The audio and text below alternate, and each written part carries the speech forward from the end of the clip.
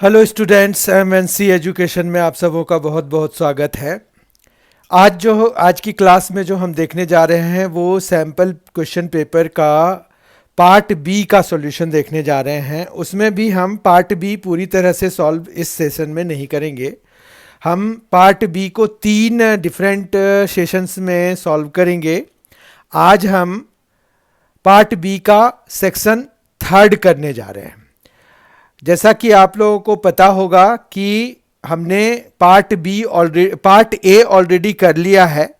Part A का solution already आ चुका है, जिसमें से हमने केस स्टडी के भी क्वेश्चन, जो केस स्टडीज बेस्ड क्वेश्चन थे, वो सारे भी हमने डिस्कस कर लिए और उनको कैसे अटेम्प्ट करना है वो भी हमने देख लिया।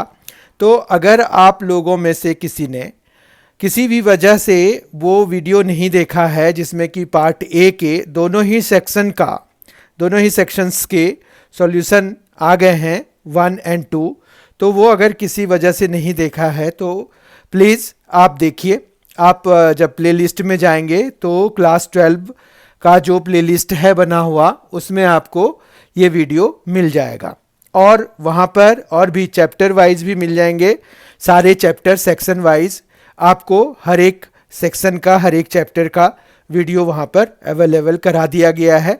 तो आप प्लेलिस्ट में जब जाएंगे, 12th क्लास के प्लेलिस्ट में जब जाएंगे, 12th क्लास मैथमेटिक्स के प्लेलिस्ट में जाएंगे तो आपको वहाँ पर सैम्पल पेपर के साथ साथ आपको जो है चैप्टर वाइज, सेक्शन वाइज, हर एक चैप्टर के अलग अलग सेक्शंस के वीडियोस बने हुए हैं।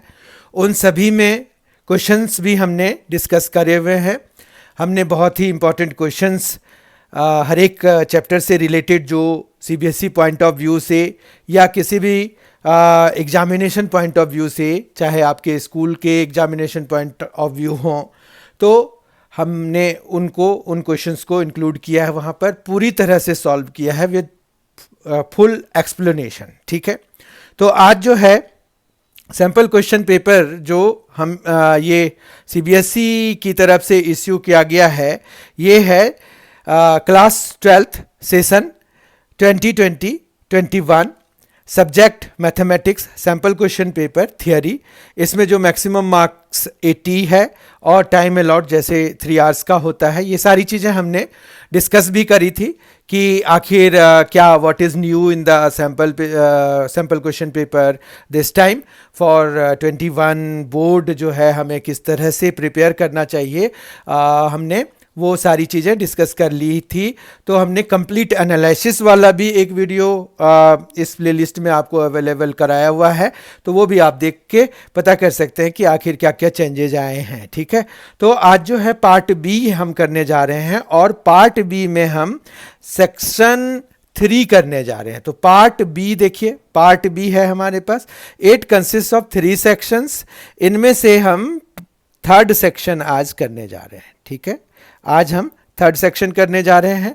इसमें जो ये है सेक्शन 3 जो है comprises of 10 questions of 2 marks each. यहाँ पर सेक्शन 3 जो है 3rd सेक्शन जो है वो 10 क्वेश्चंस ऑफ 2 मार्क्स ईच हैं।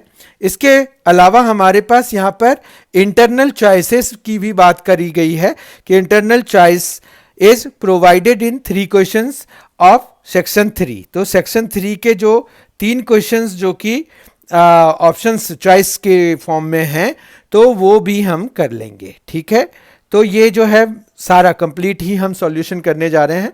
तो let us begin the solution now. Part B section 3, part B section 3, इसका पहला क्वेश्चन है जो कि पूरे पेपर का 19th क्वेश्चन है। इसमें जो पहला क्वेश्चन मतलब 19th क्वेश्चन है, उसको हम अभी सॉल्व करते हैं। ये है express tan inverse of cos x upon 1 minus sine x। ठीक है, तो हमें जो है यहाँ पर जैसे इसको सॉल्व करना है तो हमने यहाँ पर आंसर 19 डाल दिया। ठीक है, अब ये है let y is equal to tan inverse of cos x upon 1 minus sine x हमें दिया हुआ है। उसके बाद साथ में हमें ये भी दिया हुआ है कि जो x की वैल्यू है हमें वो कहाँ से कहाँ लेना है। तो ये लेना है -3π/2 से π/2 के बीच। अब जो है हम यहाँ पर क्या करेंगे, tan इनवर्स ऑफ ये cos x को cos 2 थीटा का फॉर्मूला लगा के हम इसको cos square x/2 minus sign square x/2 लिख देंगे। ठीक है, ये हम कर सकते हैं। और 1 माइनस साइन x को हम cos x/2 minus sine x/2 का होल स्क्वायर लिख सकते हैं। ठीक है, यहाँ तक कोई दिक्कत नहीं है। तो हम जो है इस तरह से लिख के शुरुआत करते हैं। अब ये बात है कि cos x को हम इस तरह से लिख कैसे सकते हैं। ठीक है, तो cos x को हम इस तरह से लिख सकते हैं, जैसे अगर हम cos 2x है ना यहाँ पर, cos x है ना यहाँ पर, तो हम उसको since cos x is equal to cos 2 into x/2 लिख सकते हैं। फिर cos 2 थीटा का फॉर्मूला लगा सकते हैं हम, तो वो हो जाता है cos square theta minus sine square theta, right. तो ये इस वजह से हम लिख सकते हैं। फिर दूसरा ये है कि 1 माइनस साइन एक्स को हम cos x/2 minus sine x/2 कैसे लिख सकते हैं, तो since 1 minus sine x can be written as, ये हम cos square x/2 plus sine square x/2 और माइनस, अब ये साइन x है ना, इसको हम साइन 2 थीटा का फॉर्मूला लगा के 2 sign x/2 into cos x/2 लिख सकते हैं, है ना। ये समझ में आ गया होगा, यहां तक कोई दिक्कत नहीं है। देख लीजिए आप, तो इस तरह से ये देखिए A square plus B square minus 2ab मिलके क्या बन जाएगा, a माइनस बी का होल स्क्वायर बन जाएगा। कोई दिक्कत नहीं है। तो इस वजह से हम इसको इस तरह से लिख सकते हैं, राइट। अब जब हमने ये लिख ही दिया है, उसके बाद हम क्या कर सकते हैं, तो यहां पर देखिए tan inverse of cos square x/2 है, तो हम इसमें tan इनवर्स ऑफ फिर यहां पर cos x/2 plus sine x/2 into cos x/2 minus sine x/2 और अपॉन में cos x/2 minus sine x/2 का होल स्क्वायर लिख सकते हैं। ठीक है, तो एक ये कैंसिल हो जाएगा। ये किस वजह से लिख पाएंगे, तो ये हम लिख पाएंगे ए स्क्वायर माइनस बी स्क्वायर की वजह से। ठीक है, तो इस तरह से हमने यहां पर देख लिया कि क्या लिख सकते हैं। अब देखिए ये आपके पास बचा हुआ है, ये आपके पास बचा हुआ है, तो tan inverse of cos x/2 से आप ऊपर नीचे डिवाइड करा दीजिए। तो जब आप cos x/2 से इसको डिवाइड कराएंगे तो ये 1 आ जाएगा। tan x/2 बन जाएगा जब आप sin x/2 को cos x/2 से डिवाइड कराएंगे। फिर यहां पर ये 1 हो जाएगा, ये माइनस tan x/2 हो जाएगा।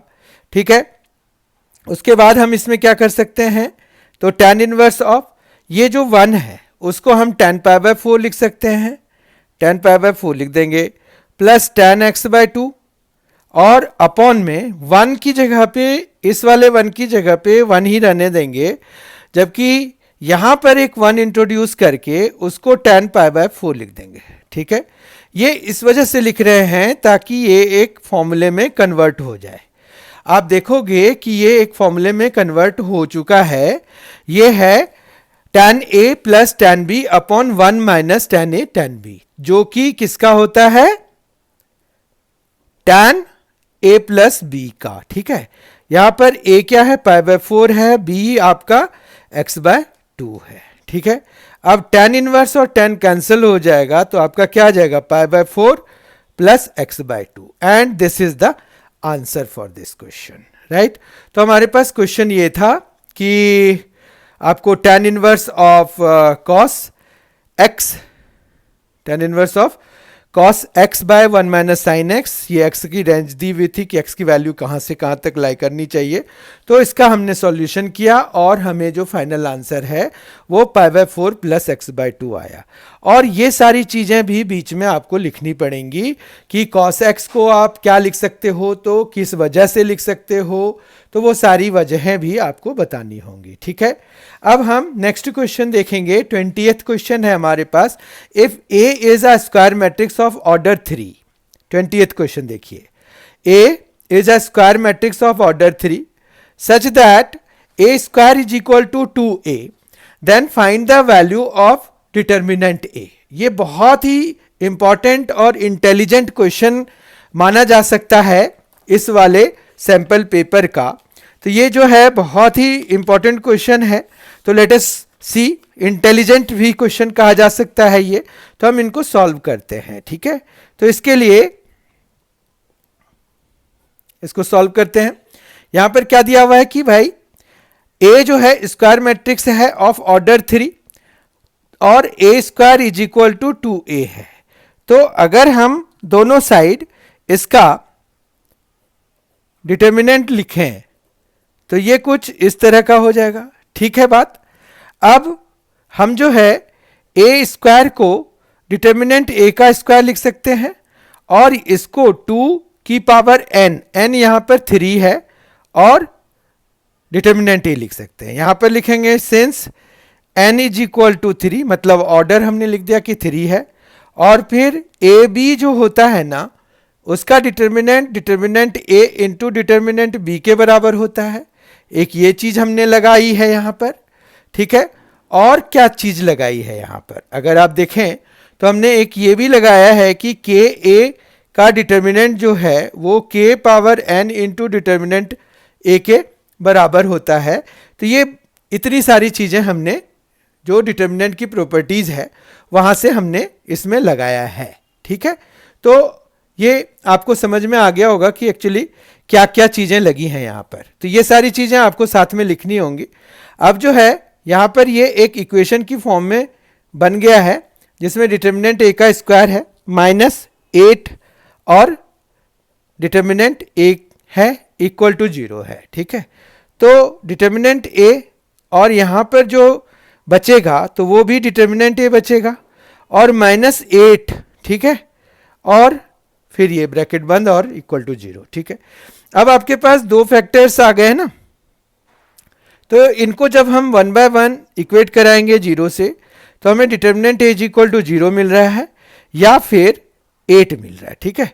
और ये दोनों ही आंसर होंगे हमारे। एक्चुअली हमें find the value of determinant A कह रहे हैं, तो हमने डिटर्मिनेंट ए की वैल्यू 0 या 8 निकाला, ठीक है। अब हम इसका और पार्ट देखते हैं। It has one option provided there, मतलब ये और पार्ट भी है इसमें। तो if A is equal to this show that A square -5a + 7i is equal to 0, hence find a inverse. ये बड़ा ही इजी क्वेश्चन है, फिर भी हम इसको सॉल्व करते हैं। तो हम अभी और पार्ट पूरी तरह से सॉल्व करके देखते हैं। तो इसमें पहला पार्ट तो यही है कि आपको इसको दिखाना है कि ये इस जो इक्वेशन है उसको सेटिस्फाई कर रहा है, ठीक है। तो उस इक्वेशन को सेटिस्फाई कराने के लिए हमें ए स्क्वायर चाहिए होगा। ए स्क्वायर हम निकालते हैं पहले। ये 3 - 1 है, 1 है, 2 है। इसी को फिर हम दोबारा जब मल्टीप्लाई कराएंगे तो it will be like this one. और ये 3 3 = 9 हो गया, फिर -1 हो गया, फिर ये 3 और +2 हो गया, जबकि ये -3 और -2 हो गया, जबकि ये -1 + 4 हो गया, ठीक है। इस तरह से अगर आप देखेंगे तो ये 8, ये 5, ये -5 और ये 3 हो चुका है, ठीक है। यहां तक कोई दिक्कत नहीं है। उसके बाद हमें क्या करना है, ए स्क्वायर -5a।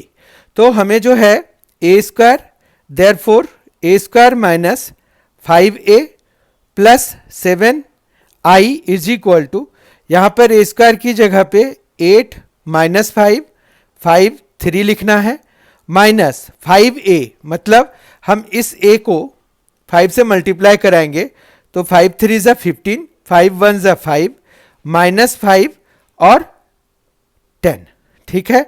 और +7i, तो यहां 7 0 0 7 हो जाएगा। अब आप इनको ऐड करके देखिए, यहां 8 है -15 तो कितना हो गया, -7 + 7, तो यहां कितना आ गया, 0 आ गया, ठीक है।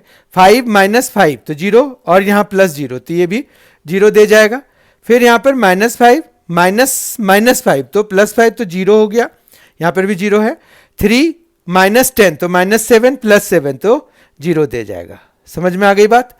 तो ये इस तरह से हमें क्या दे रहा है कि ये this implies a square minus 5a plus 7i is equal to 0। ठीक है, अब a इनवर्स निकालने के लिए हम यहां पर pre multiplying both sides by a inverse करने जा रहे हैं। ठीक है, तो यहां पर जब हम प्री मल्टीप्लाइंग बोथ साइड्स कराएंगे, pre multiplying both sides by a inverse we get। ठीक है, तो यहां पर क्या आ जाएगा, a स्क्वायर को जब a इनवर्स से मल्टीप्लाई कराएंगे तो a की पावर में 1 आ जाएगा। a को जब हम a इनवर्स से मल्टीप्लाई कराएंगे तो a इनवर्स इंटू a। ठीक है, तो यहां पर ये i में चेंज हो जाएगा, plus 7a inverse into i। Pre multiplying का मतलब है कि लेफ्ट साइड से आपने मल्टीप्लाई किया, और फिर ये जो है नल मैट्रिक्स को जब आप किसी मैट्रिक्स से भी मल्टीप्लाई कराएंगे तो वो तो 0 ही होगा, नल मैट्रिक्स ही होगा। ठीक है, तो इस तरह से यहां पर जो है ये 7a इनवर्स को रख के बाकियों को दूसरी साइड ले जाते हैं, तो ये तो हमारा i हो चुका है। ठीक है, तो ये क्या आ जाएगा, 5i हो जाएगा, क्योंकि ये माइनस 5i है, उधर जाएगा तो प्लस 5i हो जाएगा, और ये माइनस a हो जाएगा। ठीक है, 5i बेसिकली क्या हो गया, 5005 हो गया, माइनस a क्या हो गया, तो ये 3 माइनस 1 1 2। ठीक है, अब हम जो है इसको और फर्दर सॉल्व करके a इनवर्स मतलब निकालने की कोशिश करते हैं। देखिए, हमें 5 0 0 5 और माइनस a, मतलब a हमारा जो मैट्रिक्स दिया हुआ है वो है 3 माइनस 1 1 2, ये करना है। तो हमें जो है 5 माइनस 3 तो 2 आ गया, 0 माइनस 1 तो माइनस 1 आ गया, फिर 0 माइनस माइनस तो प्लस 1 हो जाएगा, और 5 माइनस 2 तो 3 हो जाएगा। ठीक है, उसके बाद ये जो बेसिक वैल्यू है ये तो 7a इनवर्स की वैल्यू है ना। तो हमें अगर a इनवर्स की वैल्यू निकालनी है तो हम यहां से कैसे निकाल सकते हैं, तो यहां से a इनवर्स की वैल्यू निकालने के लिए आपको ये जो 7 है उनसे सबको डिवाइड कराना पड़ेगा। तो ये 1/7 हो जाएगा, 2 1 माइनस 1 और 3, तो यही हमारा a इनवर्स हो जाएगा, यही हमारा आंसर हो जाएगा। ठीक है, 21 क्वेश्चन है, 21st क्वेश्चन है, find the value s values of k so that the following function is continuous at x is equal to 0। और जो हमारा फंक्शन है वो हमें दिया हुआ है, ये फंक्शन दिया हुआ है f(x is equal to 1 minus cos kx upon x sin x if x is not equal to 0 and 1/2 if x is equal to 0। तो हमें कंटिन्यूटी शो करने के लिए करना क्या होता है, बेसिकली हमें कंटिन्यूटी शो करने के लिए ये दिखाना होता है कि जो लिमिट एग्जिस्ट कर रहा है वो लिमिट x टेंस टू 0 पे, क्योंकि नॉट इक्वल टू 0 पे पता करना है, fx जो है वो आपका f0 के बराबर आ जाए अगर, तो वो कॉन्टिन्यूस हो जाएगा।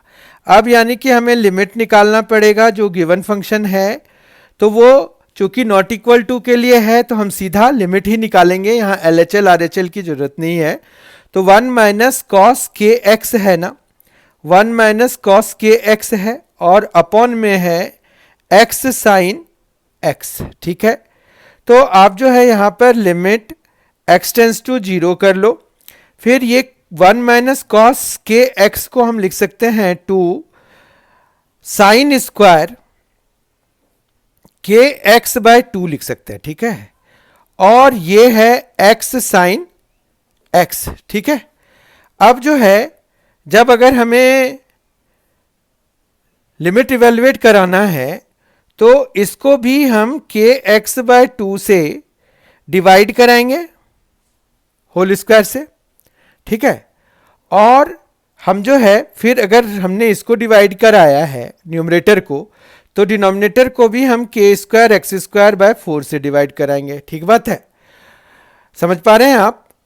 तो यहां पर जो है अब ये एक्स स्क्वायर जो है इन दोनों को 1 बनाने में काम आ जाएगा। जैसे एक्स स्क्वायर से ये एक्स कैंसिल हो गया तो साइन एक्स बाय एक्स आपका क्या हो जाता है, लिमिट एक्स टेंस टू 1 के लिए, एक्स टेंस टू 0 के लिए 1 हो जाता है। ठीक है, तो हमारा ये पूरा इंटायरली 1 हो जाएगा। यहां पर सिर्फ के स्क्वायर बचा हुआ है और 4 बचा हुआ है। ठीक है, ये डिनोमिनेटर का भी डिनोमिनेटर है के स्क्वायर बाय 4, तो ये सीधा ऊपर आ जाएगा।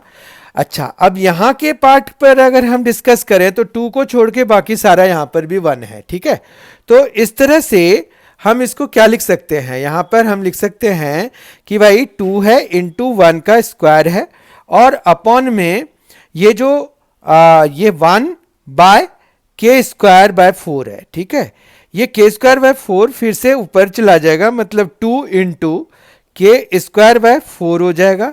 ये 2 से ऐसे 4 कैंसिल होके के स्क्वायर बाय 2 आ जाएगा। ठीक है, तो ये जो है हमारा के स्क्वायर बाय 2 आया लिमिट। ठीक है, अब ये लिमिट जो है आपको f0 मतलब 1/2 के बराबर है। देखिए f0 क्या दिया हुआ है, 1/2 के बराबर दिया हुआ है, तो हम इसको 1/2 के बराबर कर लेते हैं। ठीक है, तो अगर आप 1/2 के बराबर कराएंगे तो यहां पर क्या हो जाएगा, के स्क्वायर ये गिवन है। ठीक है ना, तो के स्क्वायर इज इक्वल टू 1 हो जाएगा क्योंकि ये 2 और ये 2 कैंसिल हो जाएगा, तो के की वैल्यू क्या आ जाएगी, प्लस माइनस 1। ठीक है, तो इस तरह से हमारे पास के की वैल्यू उन्होंने पूछा था, तो हमें के is equal to plus minus 1 के लिए ये फंक्शन कॉन्टिन्यूअस हो जाएगा, ये हमारा आंसर हो जाएगा। ठीक है, अब हम अगला क्वेश्चन देखते हैं, 22nd क्वेश्चन। 22nd क्वेश्चन है, find the equation of the normal to the curve y is equal to x plus 1/x, x greater than 0 है, perpendicular to the line 3x minus 4y। ठीक है, तो अगर आप यहां पर ध्यान से देखें तो आपके पास कर्व की इक्वेशन दी हुई है एक, और वो उसका जो नॉर्मल है वो परपेंडिकुलर टू द लाइन दिया हुआ है। तो यहां पर y is equal to x plus 1/x है, तो हम जो है dy बाई डी एक्स कराते हैं, तो dy बाई डी एक्स आ जाएगा 1 माइनस 1/x स्क्वायर, एक्स का 1 और 1/x का माइनस 1/x स्क्वायर हो जाता है। ठीक है, उसके बाद ये जो है ये क्या है, ये स्लोप ऑफ टेंजेंट है, क्योंकि जब आप डिफरेंशिएट कराते हो किसी कर्व को तो वो आपको जनरल पॉइंट पे, किसी जनरल पॉइंट पे स्लोप ऑफ टेंजेंट दे जाता है, राइट। फिर यहां कह रहे हैं कि नॉर्मल, यहां पर इक्वेशन ऑफ नॉर्मल निकालना है जो कि perpendicular to the line this है, तो यहां पर लिखेंगे कि since normal is perpendicular to 3x minus 4y is equal to 7, तो therefore tangent is parallel to ना, देयरफॉर टेंजेंट जो होगा is parallel to 3x minus 4y is equal to 7, तो दैट इज ये जो हमारा 1 माइनस 1/x स्क्वायर आया है वो इस लाइन के स्लोप के बराबर, यानी कि इस लाइन का स्लोप कितना है, 3/4 है। ठीक है, तो 3/4 है इस लाइन का स्लोप, है ना। तो यहां पर जो है 3/4 से हम इक्वेट करा देते हैं, यहां से हमें फिर x की वैल्यू मिल जाएगी, तो ये आ जाएगा 1/x square is equal to 1 minus 3/4 या सिंपली 1/4। ठीक है, तो x की वैल्यू हमें आ जाएगी, x square is equal to basically हमें आ गया 4, जो कि हमें x is equal to plus minus 2 दे जाएगा। लेकिन अगर आप क्वेश्चन को ध्यान से देखिए तो जो हमें कर्व दिया हुआ है वहां पर एक साथ में बात भी कही गई है कि x जो है ग्रेटर देन 0 है। इसका मतलब यह है कि हमें यहां पर since x is greater than 0 therefore या हैंस या सो करके x इज इक्वल टू 2 ले लेना है। ठीक है, देयरफॉर y भी हमारा क्या आ जाएगा 2 प्लस 1/2 यानी कि 5/2 हो जाएगा। ठीक है, तो हमें x तो 2 आया और उसके लिए y की वैल्यू हमें 5/2, जो कि हमने जो कर्व की इक्वेशन थी यही है ना कर्व की इक्वेशन, इसमें अगर आप 2 डालेंगे तो 2 प्लस 1/2 यानी कि 5/2, 2.5 हो गया ना, तो y की वैल्यू 5/2 आ चुकी है। और स्लोप ऑफ नॉर्मल क्या होगा, तो स्लोप ऑफ नॉर्मल जो है वो हमारा इज इक्वल टू, चूंकि स्लोप ऑफ टेंजेंट 3/4 है तो -4/3 आएगा। तो इक्वेशन ऑफ नॉर्मल क्या हो जाएगा? तो therefore required equation of normal is y minus y1, तो y minus 5/2 is equal to minus 4/3 x minus 2। समझ में आ गई बात? अब इसको फिर वही फर्दर जो भी हमें क्रॉस मल्टीप्लाई वगैरह कराना होता है तो वो हम तो कराएंगे ही। यहाँ पर क्या आ जाएगा आपके पास? देखिए ये 2y माइनस 5/2 है is equal to minus 4x plus 8/3 है। अब ये 3 इधर मल्टीप्लाई हो जाएगा तो ये आ जाएगा 6y minus 15 is equal to minus 8x plus 16 हो जाएगा। ठीक है, अब जो है जब हम इनको पूरा अच्छे से सॉल्व करेंगे तो हमें जो है रिक्वायर्ड इक्वेशन मिल जाएगा।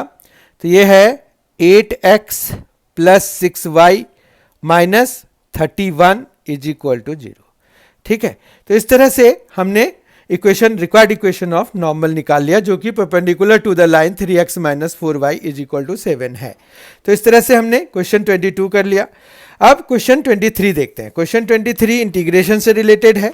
इंटीग्रेशन से रिलेटेड क्वेश्चन है क्वेश्चन 23। उसमें क्या करना है? हमें एक इंटीग्रेशन का क्वेश्चन दिया हुआ है, तो लेट अस सी हम उनको कैसे अटेम्प्ट करेंगे। बहुत ही सिंपल क्वेश्चन है। Let i is equal to suppose कर लीजिए 1 बाय, यहाँ पर क्या दिया हुआ है? Cos square x 1 minus 10x का होल स्क्वायर। ठीक है, dx। ओके, अब यहाँ पर ये 1 बाय कॉस स्क्वायर है ना, इसको अगर हम न्यूमरेटर में ले जाएंगे तो हम इसको सेक स्क्वायर x लिख सकते हैं और ये 1 माइनस 10x का होल स्क्वायर हो जाएगा। ठीक है, हो जाएगा क्या? ये दिया हुआ है। अब यहाँ पर सब्सटीट्यूशन लगाएंगे तो पुट करेंगे 10x is equal to t। 10x को t पुट करने के बाद हम इसको डिफ्रेंशिएट कराते हैं टू ऑब्टेन कि भाई dx के लिए हम क्या एक्सप्रेशन लिखेंगे। तो यहाँ पर sec square dx is equal to dt हो जाता है। तो यहाँ पर सेक स्क्वायर भी है, dx भी है, तो मतलब जो आपका इंटायर न्यूमरेटर है वो आपका dt के फॉर्म में लिख सकते हैं। और ये जो 1 माइनस टी 10x है उसको ही अगर हम पूरा मान लेते तो वो सही रहता, क्योंकि यहाँ देखिए 1 माइनस 10x को अगर हम पुट कर लेते हैं तो यहाँ पर माइनस 1 का तो 0 हो जाएगा, 0 माइनस सेक स्क्वायर x हो जाता। ठीक है, तो भी हम इसको माइनस डी टी लिख सकते थे, माइनस डी टी लिख सकते थे। और फिर ये टी स्क्वायर है, फिर हम जो है माइनस 1 बाय टी स्क्वायर का इंटीग्रेशन जो है क्या लिखेंगे? तो यहाँ पर जो है ये पावर नोटेशन में कर लीजिए इसको, और फिर क्या होता है? पावर बढ़ाना पड़ता है तो टी पावर -2 + 1 और बढ़े हुए पावर से डिवाइड कराना पड़ता है। ये सब समझ में आ गया होगा। तो ये माइनस माइनस कैंसिल हो जाएगा और टी पावर -1 हो गया, यानी कि 1 बाय टी हो गया प्लस सी हो गया। ठीक है, 1 बाय टी प्लस सी हो गया और टी को रिसब्स्टिट्यूट कराएंगे। टी अब हमने 1 माइनस 10x पूरा ही माना है, तो ये 1 माइनस 10x हो जाएगा और ये प्लस सी हो जाएगा। इस तरह से हमने क्वेश्चन नंबर 23 देख लिया। ठीक है, अब 23 में एक और पार्ट भी है जो कि डेफिनेट इंटीग्रल से है। तो पहले उसको देखते हैं। क्वेश्चन क्या है? इवेल्युएट 0 से 1 x 1 minus x whole power n। ये प्रॉपर्टीज बेस्ड क्वेश्चन है, ये बड़े आराम से सॉल्व होने वाला क्वेश्चन है। इसमें हमें प्रॉपर्टी लगानी पड़ेगी a माइनस एक्स वाली। ठीक है, तो let us apply that property, let us solve this question. यहाँ पर हम फिर से वही शुरू करने के लिए तो let i is equal to से ही शुरू करेंगे। तो यहाँ पर let i is equal to लीजिए, ये हो जाएगा आपका 0 to 1 x और 1 minus x whole power n dx। ठीक है, अब जब हम a माइनस एक्स वाली प्रॉपर्टी लगाएंगे तो यहाँ पर 0 to 1 ये 1 माइनस एक्स हो जाएगा जो बाहर है, और ये फिर 1 माइनस एक्स और होल पावर n dx हो जाएगा। ठीक है, तो यहाँ पर वो जो प्रॉपर्टी हम लगाते हैं वो लिख देते हैं। तो using 0 to a f x d x is equal to 0 to a, यहाँ लिमिट पर कोई फर्क नहीं पड़ता है, और यहाँ पर हम F A minus x d x लिख सकते हैं। ठीक है, कोई दिक्कत नहीं है। अब जो है ये हो जाएगा 0 to 1 और ये 1 माइनस एक्स तो ठीक है, और ये हो जाएगा क्योंकि ये 1 1 कैंसिल हो जाएगा और ये माइनस माइनस प्लस एक्स, तो एक्स की पावर n हो जाएगा dx हो जाएगा, ठीक है।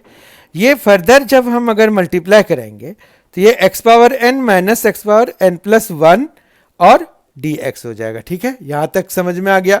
उसके बाद जो है ये हो जाएगा x power n plus 1 by n plus 1 और minus x power n plus 2 by n plus 2, ठीक है। और ये चूंकि डेफिनेट इंटीग्रल है तो आपको यहाँ पर लिमिट भी निकालना लिखना पड़ता है, तो ये 0 से 1 हो जाएगा। ये 1 की पावर में n plus 1 by n plus 1 minus 1 की पावर में n plus 2 by n plus 2, और बाकी ये 0 ही हो जाएगा। ये जब लोअर लिमिट हम डालेंगे ना यहाँ पर, तो यहाँ पर भी 0 और यहाँ पर भी 0, और 0 बाय समथिंग अगर है तो वो भी 0 ही दे जाएगा। तो इस तरह से हमारे पास यहाँ पर 1 by n plus 1 minus 1 by n plus 2 आ रहा है, ठीक है। तो ये हमारे पास आ रहा है, इसको फिर हम फर्दर सॉल्व कर देंगे। तो हमें जो है ये जब एलसीएम लेंगे तो नीचे आ जाएगा n प्लस 1 और n प्लस 2, ठीक है। जबकि यहाँ पर आ जाएगा n plus 2 minus n minus 1, तो ये जो है n कैंसिल हो जाएगा और ये 1 by n plus 1 into n plus 2 हो जाएगा, और यही हमारा आंसर हो जाएगा इस वाले क्वेश्चन के लिए। तो हमने 23rd का और पार्ट भी इस तरह से देख लिया। 24th देखते हैं। क्वेश्चन है find the area of the region bounded by the parabola y square is equal to 8x and line x is equal to 2। तो इसमें हमें एज सच तो देखिए 2 मार्क्स का क्वेश्चन है, तो हम जो है उतना कुछ ज़्यादा फॉर्मेलिटी ना भी करें तो भी हो जाएगा काम। लेकिन हमें जो है area of the reason bounded by the parabola है, तो हमें पता तो चलना चाहिए ना कि हमें ट्वाइस करना है कि नहीं करना है या क्या कैसे करना है। तो उसके लिए हम पैराबोला का पहले ट्रेसिंग कर लेंगे रफली ही, ठीक है। तो ये y square is equal to 8x का ग्राफ हो गया, और x इज इक्वल टू 2 के लिए करना है। तो देखिए यही चीज़ तो पता करना था ना, x इज इक्वल टू 2 वाली ये लाइन है, तो ये जो है 2,0 पे x एक्सिस को कट कर रहा है, तो हमें 0 से 2 तक इंटीग्रेट करना है, लेकिन हमें ट्वाइस भी करना पड़ेगा, ठीक है। तो उसी चीज़ के लिए हमें ये पता चल गया कि हमें ट्वाइस करने की ज़रूरत है, तो हम जो है इसको ट्वाइस करके बनाएंगे। यहाँ पर एरिया इज इक्वल टू लिख दीजिए ट्वाइस ऑफ क्या हो जाएगा 0 से 2 तक करना है और y dx करना है, तो y dx मतलब रूट अंडर ऑफ ये हो जाएगा, ठीक है, रूट अंडर करना है। तो हमारे पास यहाँ पर जो है ये 8 जो है 2 रूट अंडर 2 हो जाता है, तो ये आ जाएगा 4 रूट 2, जो कि बाहर कर देंगे, 2 पहले से ही है और 2 रूट 2 इसके चक्कर में 4 रूट 2 हो जाएगा, और ये 0 से 2 है, रूट अंडर ऑफ x है, dx है, ठीक है। तो हमारे पास 4 रूट 2 है, और इसका जो इंटीग्रेशन आएगा रूट अंडर x का, वो x की पावर 3/2 अपॉन में 3/2, और ये 0 और ये 2, ठीक है। तो ये जो 2 है ये अब और ऊपर चला जाएगा, तो 8 रूट 2/3 आ जाएगा, और x पावर 3/2 है जो कि 2 की पावर 3/2 लिखेंगे, माइनस 0 ही हो जाएगा क्योंकि 0 की पावर में आप जो भी मर्जी लगा लीजिए तो वो 0 ही हो गया।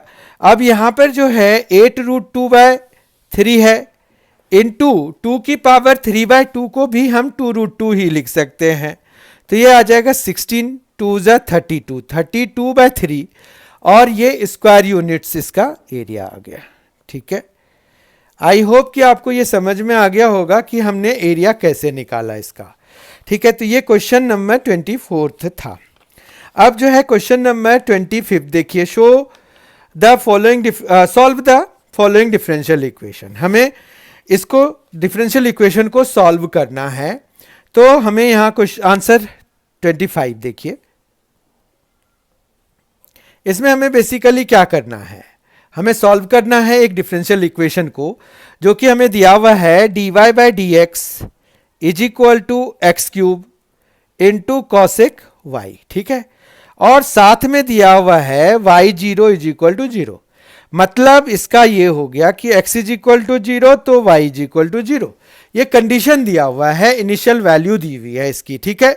अब ये कौन से टाइप का है, देखिए जब भी आप डिफरेंशियल इक्वेशन सॉल्व करते हैं तो you need to decide first कि which type of differential equation we have. तो हमें जो यहां पर दिया हुआ है वो है वेरिएबल सेपरेबल। आप देख सकते हैं ये कैसे, तो dy के नीचे अगर हम cosec y को ले आए कोई दिक्कत नहीं, एक्स क्यूब है उसके साथ में dx लगा दें तो ये वेरिएबल सेपरेट हो गया। अब जो है हमें इसको इंटीग्रेट करा करके सॉल्व कर देना है। अब अगर आप देखिए तो 1/cosec y can be written as sin y, right. sin y है, dy है, इज इक्वल टू यहां पर एक्स क्यूब है, dx है, ठीक है। अब इसको सॉल्व करना है तो sin y का इंटीग्रेशन माइनस कॉस y होगा और एक्स क्यूब का x पावर 4/4 होगा प्लस c होगा। अब हम जो इनिशियल कंडीशंस दिए हुए हैं उनको यूज करेंगे तो y जीरो हम जब डालेंगे तो माइनस कॉस जीरो हो जाएगा। यहां पर जब x जीरो डालेंगे तो जीरो की पावर 4/4 प्लस c हो जाएगा, तो c इज इक्वल टू -1 आ गया। ये इस वजह से आया क्योंकि cos जीरो 1 होता है और ये माइनस कॉस जीरो है, तो c इज इक्वल टू, और ये पार्ट जीरो है तो c इज इक्वल टू -1 आ गया। तो देयरफॉर रिक्वायर्ड सॉल्यूशन क्या हो जाएगा इसका, तो रिक्वायर्ड सॉल्यूशन हो जाएगा इसका,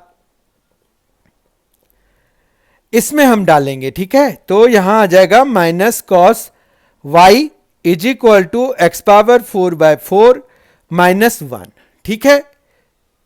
ये समझ में आ गया। अब जो है इसमें अगर कुछ चीजें ठीक ढंग की नहीं लग रही हैं तो आप इनको मॉडिफाई भी कर सकते हो, कोई दिक्कत नहीं है।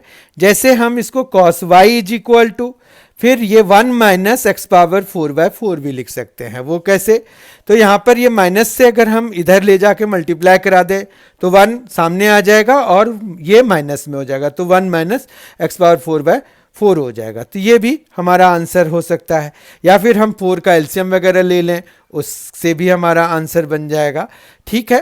तो ये जो है हमने सॉल्व कर दिया इसको। अब हम देखते हैं 26th क्वेश्चन हमारा क्या है। 26th क्वेश्चन जो सैंपल पेपर में दिया हुआ है वो है find the area of the parallelogram. ये जो है आपका 3 डायमेंशनल ज्योमेट्री से रिलेटेड क्वेश्चन है। उसमें हमें क्या करना है, area of parallelogram find out करना है, ठीक है। उसमें उन्होंने क्या किया है कि एक साइड दे दी है और एक डायगोनल दे दिया है और दोनों कोइनिशियल वेक्टर्स हैं, ठीक है। साइड भी और वो भी जो है कोइनिशियल वेक्टर्स हैं। तो हमारे पास साइड और डायगोनल जब दिया हुआ है तो हम दूसरी साइड निकाल लेंगे और फिर एरिया निकाल सकते हैं, या फिर हम देखते हैं कि इन्हीं को कैसे यूज करके हम सीधा एरिया कैसे निकालेंगे। जैसे देखिए अगर हमें एरिया ऑफ पैरेललोग्राम निकालना है तो यहां पर हम ऐसा कर सकते हैं कि ये उन्होंने दिया हुआ है कि parallelogram whose one side and diagonal are represented by coinitial vectors. तो एक साइड ये दिया हुआ है, मान रखिए पैरेललोग्राम की दूसरी साइड ये है, लेकिन उन्होंने क्या दिया हुआ है, ये डायगोनल दे दिया, ठीक है।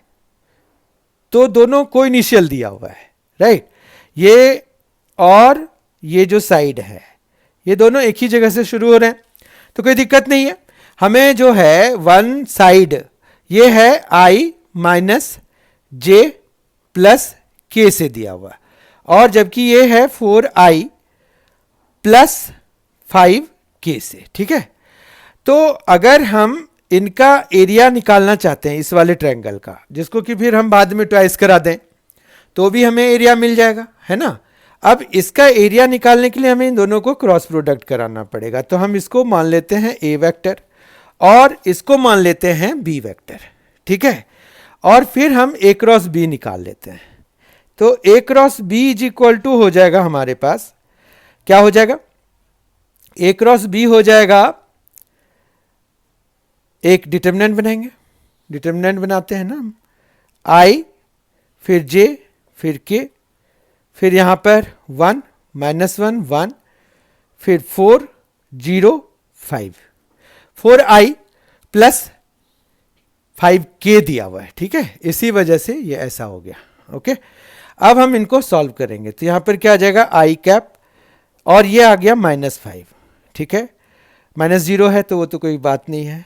फिर j कैप और ये आ जाएगा 5 माइनस 4, तो ये 1 आ जाएगा। फिर यहाँ पर के कैप, तो ये आ जाएगा 0 प्लस 4, तो 4 हो जाएगा। ठीक है, तो ये आ गया हमारा माइनस 5 आई कैप, फिर माइनस जे कैप और प्लस 4 के कैप। ठीक है, अब जो है ये एरिया अगर हमें निकालना है सिर्फ इस वाले ट्रायंगल का, बहुत ध्यान से देखिए आप, एरिया अगर हमें सिर्फ इसका निकालना है ए बी सी का, तो हमें जो है एरिया निकल जाएगा, area of triangle A B C is equal to half और फिर यहां पर ए क्रॉस बी का मॉड है ना, तो यहां पर 1/2 हो गया और रूट अंडर इसका मॉड जो है ये है 25 प्लस 1 प्लस 16, यही है ना, 25 प्लस 1 प्लस 16 है, तो 16 और ये आ जाएगा आपका कितना हो गया 1/2 और इधर आ गया 26 32 42 है ना, तो ये आ गया रूट अंडर 42। अब देखिए आप अगर ध्यान से, तो हमें क्या चाहिए, एरिया ऑफ पैरेललोग्राम चाहिए। ठीक है ना, तो मतलब ये वाले पूरे पैरेललोग्राम का एरिया चाहिए। Let us represent this point by D. तो हमें पता है कि कोई भी डायगोनल जो है किसी भी ट्रायंगल किसी भी पैरेललोग्राम के एरिया को 2 इक्वल हाफ्स में बांटता है, तो एरिया इस वाले ट्रायंगल का डबल होगा एरिया ऑफ पैरेललोग्राम का। तो यहां पर लिखेंगे therefore area of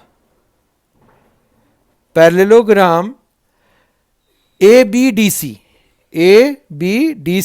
is equal to twice into area of triangle ABC, और ये हो जाएगा 2 इंटू 1/2 रूट अंडर ऑफ 42, तो ये root under of 42 square units हो जाएगा।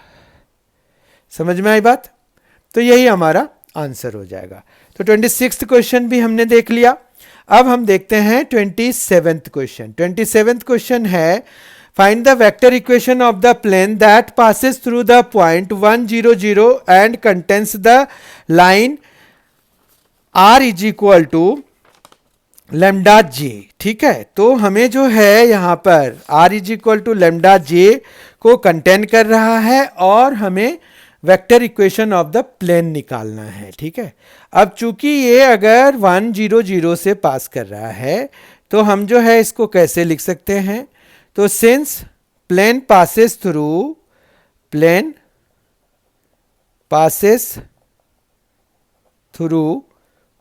0 0, therefore its equation will be r minus i cap, क्योंकि ये जो है इसका मतलब है कि आई कैप।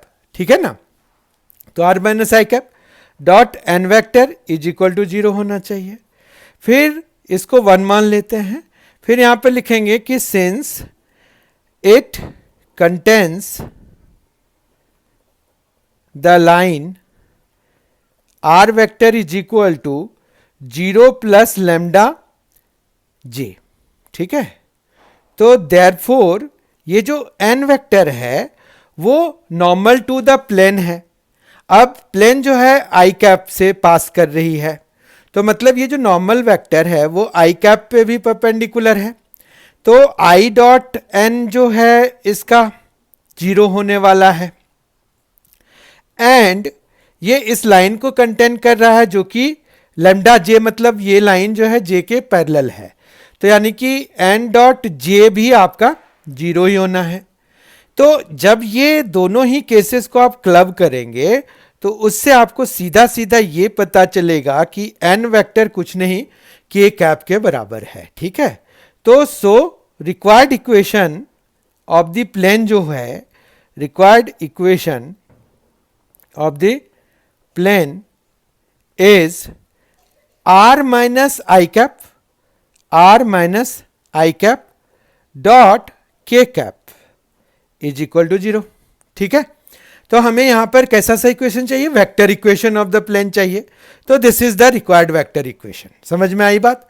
अगर वो कार्टेशियन इक्वेशन कहते तो हम कुछ और भी करते, लेकिन अभी इट इज ओके। तो ये जो है वेक्टर इक्वेशन हमारा आ गया, vector equation of the plane आ गया। इसको फर्दर अगर हम सॉल्व करना चाहते हैं, ये एक्चुअली हमारा vector equation of the plane आ गया जो कि रिक्वायर्ड है। इसको और भी ओपन करेंगे तो आर डॉट के है ना, आर डॉट के, और ये माइनस आई डॉट के हो जाएगा, और आई डॉट के जो है वो 0 हो जाता है। तो ये भी हम लिख सकते हैं इसके लिए, आंसर के लिए। ठीक है, 27th क्वेश्चन हमने कर लिया। 28th क्वेश्चन देखते हैं। A refrigerator box contains 2 milk chocolates and 4 dark chocolates. ठीक है, 2 chocolates are drawn at random, 2 chocolates are drawn at random, find the probability distribution of the number of milk chocolates. अब देखिए milk chocolates के numbers, मतलब हमारे पास यहां पर जो है लेट, ये जो x है, x denotes the number of milk chocolates.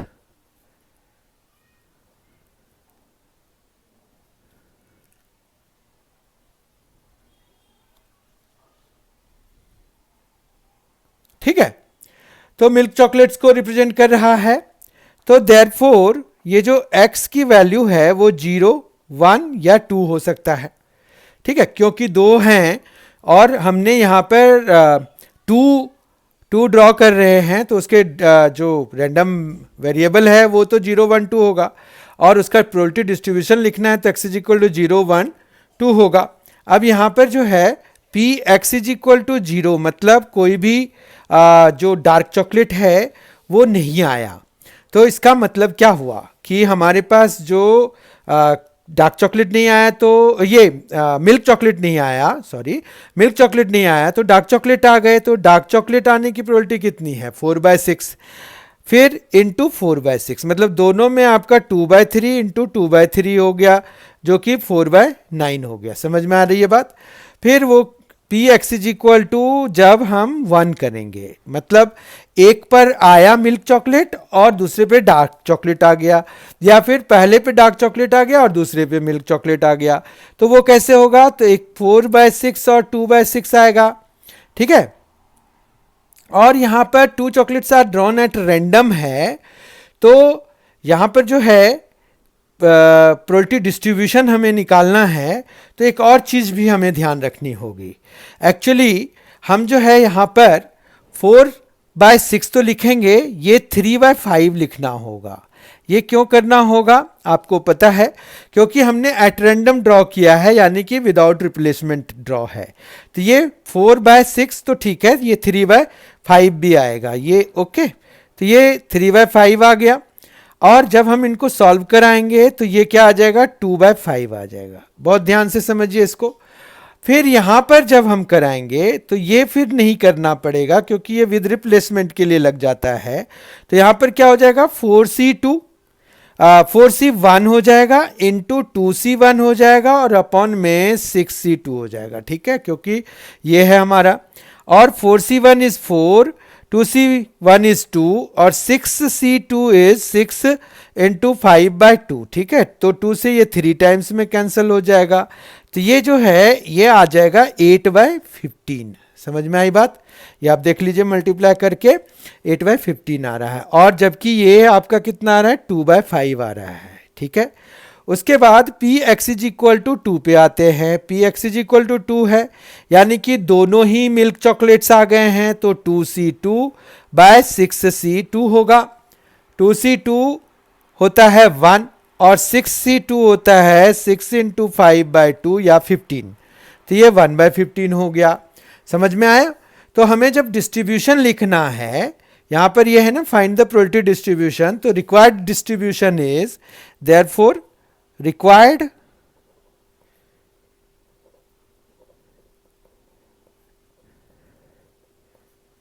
distribution is, यहां पर हम क्या करेंगे, x लिखेंगे और यहां पर px लिखेंगे। 0 के लिए हमें क्या आ रहा है, 2/5 आ रहा है, फिर 1 के लिए 8/15 आ रहा है, और 2 के लिए 1/15 आ रहा है। आप इनको सम करके देख सकते हो कि इनका सम जो है प्रोबेबिलिटीज का सम वो 1 आ रहा है कि नहीं। तो ये देखिए 3, तो 6 बनाना पड़ेगा, 8 + 6 14 + 1 15, 15/15, तो 1 आ गया। तो यानी कि हमारा ये डिस्ट्रीब्यूशन सही है। ठीक है। अब एक और पार्ट भी है इस क्वेश्चन का, वो है what is most likely outcome. What is most likely outcome के लिए अगर आप देखिए तो किसकी प्रोबेबिलिटी सबसे ज़्यादा है, इसकी प्रोबेबिलिटी ज़्यादा है, यानी कि 1 मिल्क चॉकलेट के आने की प्रोबेबिलिटी ज़्यादा है। तो जब 1 मिल्क चॉकलेट आएंगे यानी कि 1 डार्क चॉकलेट भी आएगा, तो यानी कि ऐसी प्रोबेबिलिटी जिसमें कि दोनों के 1-1 आने की प्रोबेबिलिटी। तो द प्रोबेबिलिटी इज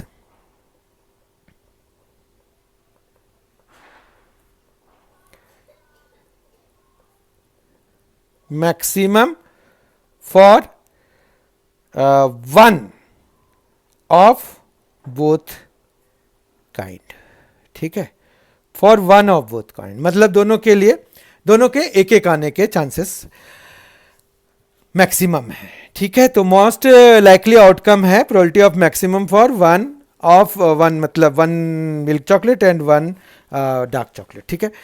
अब ये जो इसका और पार्ट भी दिया हुआ है, given that E and F are events such that P E is equal to 0.8, P F is equal to 0.7, P E intersection F is equal to 0.6। हमें फाइंड करना है P E not by F not, ठीक है। P E not by F not अगर हमें करना है तो यहां पर और पार्ट है, P E not by F not अगर हमें करना है तो वो होता है P E not intersection F not by P F not, ठीक है। अब अगर हम ये देखें तो ये 1 minus P E union F के भी बराबर होता है और ये 1 माइनस पी एफ के भी बराबर होता है। अब यहाँ पर 1 minus P E union F के लिए हम P E plus P F minus P E intersection F लिख सकते हैं और ये 1 माइनस पी एफ लिख सकते हैं, ठीक है। उसके बाद हमें ये सारी वैल्यूज लिखनी होंगी, तो 1 माइनस पी ई हमें दिया हुआ है 0.8, तो यहाँ पर 0.8 लिखिए। पी एफ हमें दिया हुआ है 0.7 minus P E intersection F दिया हुआ है 0.6 अपॉन में हमें 1 माइनस पी एफ दिया हुआ है 0.7, ठीक है। अब इनको जब हम सॉल्व करेंगे तो यहाँ देखिए ये कितना आ गया, 0.9 आ गया और अपॉन में ये 0.3 आ गया, ठीक है। तो अगर 1 माइनस 0.9 कर रहे हैं तो 0.1 आ रहा है, 0.1/3 या सिंपली 1/3 आ गया, ठीक है। तो इसका आंसर जो है हमें 1/3 आ जाएगा। ये आसान क्वेश्चन है as compare to the previous one, जो कि इसका मेन पार्ट जो था कि रेफ्रिजरेटर बॉक्स वाला, और उसमें एक्चुअली उन्होंने एक तो डिस्ट्रीब्यूशन और फिर उसमें मोस्ट लाइकली आउटकम, मतलब एक राइडर क्वेश्चन भी डाल दिया है। तो खैर कोई बात नहीं, लेकिन इस तरह से हमने आज जो है पार्ट बी का सेक्शन 3 कर लिया। इन द नेक्स्ट, और या फिर ये कहें कि बहुत जल्दी ही आपको इनका जो पार्ट बी का सेक्शन 4 और फिर बाद में सेक्शन 5 भी अवेलेबल करा दिया जाएगा। आपको करना कुछ नहीं है, जो 12th क्लास के लिए एम एंड सी एजुकेशन में जो 12th क्लास के लिए प्लेलिस्ट बना हुआ है उस पर जाना है और वहाँ पर ये सारी वीडियोस आपको मिल जाएंगी। चैप्टर वाइज भी वहाँ पर अवेलेबल करा दिए गए हैं, तो आप चैप्टर वाइज में भी चैप्टर के अलग अलग सेक्शंस और उनमें हर एक वीडियो में जो इंपॉर्टेंट क्वेश्चंस हैं वो डिस्कस किए गए हैं, तो आपको ये काफ़ी बेनिफिशियल वीडियोस होंगे। तो please go there and see all of them. आपकी तैयारी बहुत ही अच्छी हो जाएगी। एंड तब तक के लिए thank you so much for being with us. Thanks a lot. Enjoy yourself.